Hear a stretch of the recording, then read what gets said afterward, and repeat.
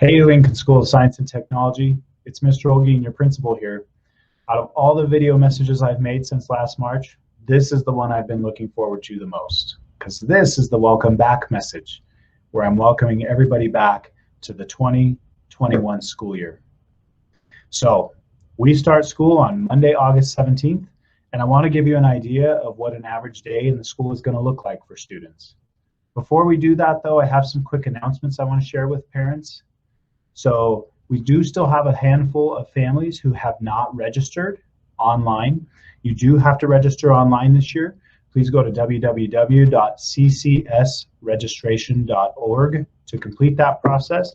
Even if you plan on taking advantage of the K-5 online option, you still have to register as if you were coming to the school in person for that type of schooling. So please do that. Also, please know that all students are required to pay a $25 technology fee this year. That's not terribly different from what we've done in the past at Lincoln, but this year it's at the district level. You have to pay the $25 before you are issued a Chromebook. So you can do that in Campus Portal using a credit card, or you can come into the school and bring us a check or cash. You'll notice if you've been near the campus that we have a new parking lot out east. They finished it, it's paved, it looks great. That parking lot is available for parents to park in when they come to visit the school or drop off or pick up. You'll notice the front parking spots of the school are different now. They're diagonal. We're asking parents not to double park anymore, so please no more double parking anywhere on campus. The west parking lot off of 4th Street is reserved for staff only. We have a lot of pedestrian traffic there, and we prefer to keep that reserved for staff because those vehicles aren't in and out quite as much. But the new parking lot has added 24 parking spots for our school, so we're super excited to offer that now. You'll want to be aware of an important survey that's being sent out. A letter from me is attached to it, and it's called the BIMAS survey. This survey would take you probably 3 or 4 minutes to complete. It's a survey about the social emotional needs that your child might have, or maybe they don't really have any big concerns. It gives us an idea of how to prepare and provide the support for your kids that they need, but it also gives us guidance in how to provide professional development for our staff. So please fill out that survey as soon as you get a chance. It should have been sent to you through Messenger. Finally, as you probably know, the district and myself have sent out numerous messages to you that you've gotten on your phone or in your email, maybe Campus Portal announcements.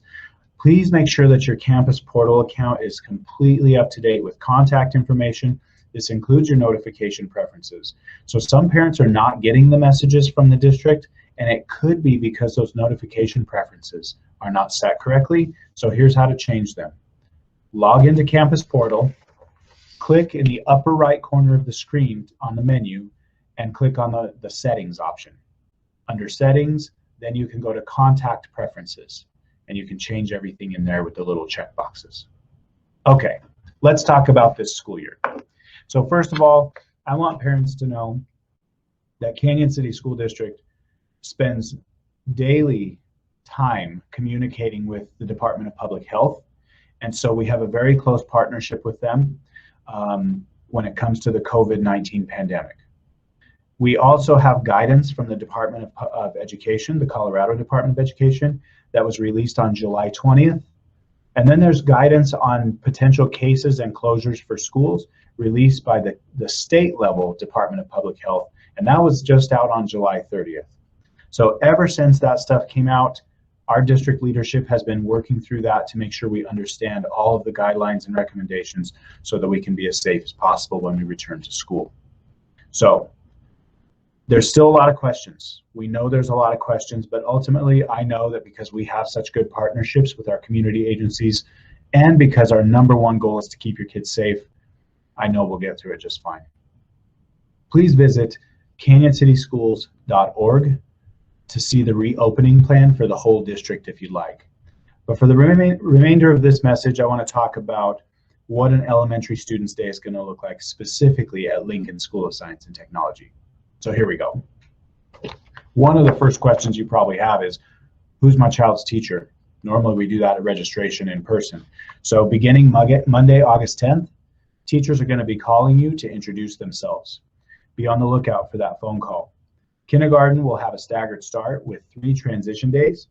So your kinder will attend either on Monday, August 17th, or Tuesday the 18th, or Wednesday the 19th with a small group of their peers to get adjusted to school. Those are full days, and they will attend only one of those 3. And then on Thursday, they'll all come together. All the kinders will be with us. Everyone else starts Monday, August 17th. Again, next week, the kindergarten teachers are going to call you kindergarten parents and talk to you about which day your kid will come and join us for those first 3. As we already know, the school day starts long before your kids ever arrive at our school. So the first really big ask we have for parents this year is that please ensure that your child does not have symptoms or a fever of 100.4 or higher before sending them to school. Some of the possible symptoms are scrolling on the bottom of the screen right now. So take a look at those, ask questions if you've got them. One of the most important pieces of guidance that we've received from the Department of Education and Public Health is that students are in the same cohort or homeroom class for the duration of their day at school. In other words, students will not be allowed to mix cohorts during the school day. This is important when students arrive at school too. Students may not be dropped off prior to 8:20 in the morning. Our playground will not be open before school starts. So 8:20 in the morning is when students can be dropped off. Bus riders may arrive slightly earlier, and in those cases, we will have supervision for those kids. Once they get to campus, here's what they do. First, get breakfast if they're getting breakfast. They're going to get a grab-and-go meal. Breakfast does cost $1.25 per student per day, unless they qualify for free meals. So please make sure, if you think you might qualify for free meals, go to ccsnutrition.org to see if you might qualify. You can apply online. Those breakfast carts where kids get their food are going to be located at the main entrance. They're going to be at the gates near door 5, and they're going to be at the fence near door 26. Once a student has their breakfast, or if they're not getting breakfast, it doesn't make a difference either way. They need to report directly to their classroom's exterior door. Students will be given time to eat that grab-and-go breakfast once they get into the classrooms. They should not eat it ahead of time. Starting Monday, August 10th, again, teachers will call you and they're going to let you know what number their exterior door is so that your kids will know exactly what number to look for. Okay, at 8:25, the first bell will ring and teachers will welcome their students into their classrooms. They will be shown a poster with symptoms on it and have their temperature taken before they come into the building.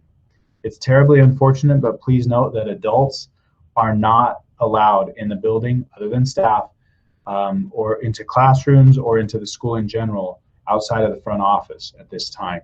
You are welcome to walk your child to their exterior classroom door though. That's okay. During the day, the number of staff who will have access to each cohort will be limited, and like I said, cohorts may never mix, even at lunch and recesses. All staff are required to wear face masks when interacting with others. In some cases, such as early literacy or instruction for speech, teachers may have permission or be approved to wear face shields temporarily. All 5th graders are required to wear masks throughout their day, except when they're eating. K through 4 students may choose to wear masks, but are not required to. In the classrooms, we will follow the Department of Education's guidance and keep student desks 3 feet apart from each other to the maximum extent possible. When the weather is nice, students will travel with their cohort to the cafeteria to pick up their lunch and then go outside to eat. While one group is eating, their counterpart cohort in the same grade will be playing, and then they'll switch. Once it gets too cold, students will continue to eat only with their cohort, but we'll reevaluate the location, obviously. Individual cohorts are permitted to attend life skills classes, but we will limit foot traffic inside the building by traveling to those classrooms or the gym by leaving the classroom's exterior door and traveling to the external door for the STEM lab, art room, music room, and gym throughout those days. Also throughout the day, hand washing and good hygiene are going to be encouraged more than ever. Bathrooms and other high touch points will be disinfected regularly. And we have identified a space in the building where children who are sick and waiting for parents to pick them up can wait with adult supervision. If you are called to pick up your child because they're ill, rather than coming to the front office, you're going to enter the west parking lot off of 4th Street, which is typically off limits other than when you're picking up a student in this case, and you'll proceed to door 28 to pick up your child. At the end of the day, if you pick your child or children up, here's where they will exit the building. Kindergarten students will leave their classroom doors. So that's either 3, 4, or 5, and they must be picked up by an adult at that location. 1st and 2nd grade students can be picked up at door 6, or they may walk to your vehicle. 3rd and 4th grade students whose exterior classroom doors open to the playground can be picked up at door 28. All other 3rd, 4th, and all 5th grade students will exit their exterior classroom doors on the west wall of the building. So that's doors 22, 23, 24, and 25. I can't tell you how much it means to us that you entrust your students to the staff at Lincoln. This is an outstanding group of folks that work here, and we can't wait to welcome your kids back into the school. We want you to know that we respect your concerns for your children's safety. Many of us, including myself, have our own kids in this building, so I can assure you their health and well-being is at the top of our priority list. As always, reach out if you have questions, and we can't wait to see you on August 17th at 8:20 in the morning. Take care.